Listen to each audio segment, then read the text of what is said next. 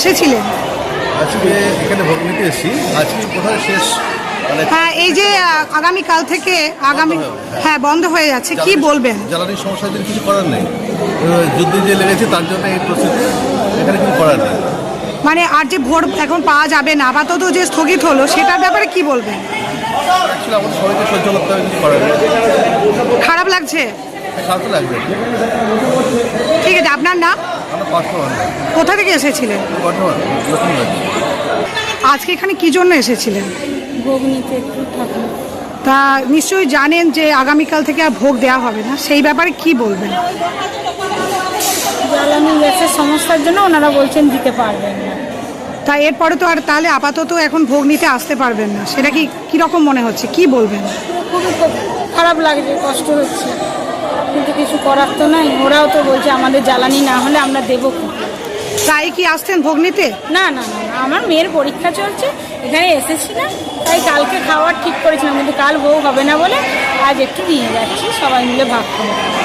আপনার নাম? আমার নাম মুনমুন নায়ক। কোথা থেকে এসেছিলেন? আমার বাড়ি গুড়াব। গুড়াব থেকে বর্ধমানে এসছেন? না, বর্ধমানে তো আমার মেয়ে পড়ে রাজ কলেজে। আচ্ছা, মেন্সে সিট করেছে, পরীক্ষা দিতে বসছি, আমি একটুখানি এসেছি। ঠিক আছে। পশ্চিম এশিয়াতে যুদ্ধ পরিস্থিতি চলছে, সেটা আমরা সকলেই জানি। সেই জায়গা থেকে এখন ভারতবর্ষে তীব্র জ্বালানি সংকট দেখা দিয়েছে, বিশেষত রান্নার গ্যাস একেবারেই পাওয়া যাচ্ছে না। সরকার এই মুহূর্তে বাণিজ্যিক গ্যাসও বিক্রি বন্ধ করেছেন। তা সেই জায়গা থেকে কি মন্দিরে এখন ভোগ দেওয়া হচ্ছে? মায়ের নিত্য সেবায় কীভাবে চলছে?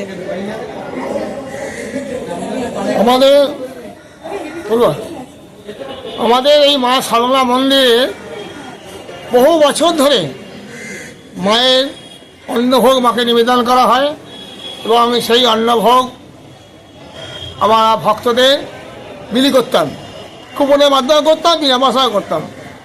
কিন্তু বর্তমান এই যুদ্ধের সংকটের কারণে গ্যাস সরবরাহ একদম বন্ধ হয়ে গেছে।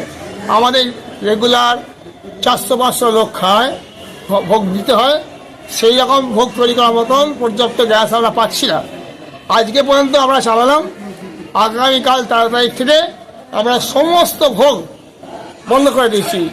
শুধু মাকে যে ভোগ নিবেদন করা হয়, যেটা মা অন্নভোগ খান, সেই অন্নভোগ আমরা চালু রাখবো। যেভাবে হোক, যে কোনো চেষ্টা করি আমরা মায়েরা রাখালে উনুনে হোক কি কাঠের জালে হোক, আমরা মায়ের ভোগটা হবে। কিন্তু ভক্তদের যে বসে খাওয়া দাওয়া, এটা আমরা দুঃখের সঙ্গে জানাচ্ছি। এই পরিস্থিতিতে আমরা বন্ধ করতে বাধ্য হচ্ছি। আমি এখানে আজ 40 বছর আছি, এরকম দুর্যোগ কোনোদিন আসেনি।